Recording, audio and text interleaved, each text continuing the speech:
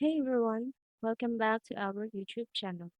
In this quick video, I'll show you how to permanently delete your TradingView account in just a few steps. First, make sure that you're logged in into your account. Next, click on your profile icon at the top right corner and click Profile Settings. Now that you're here, make sure that you're in Settings and scroll it down. And here you can find Account Deletion. Click this.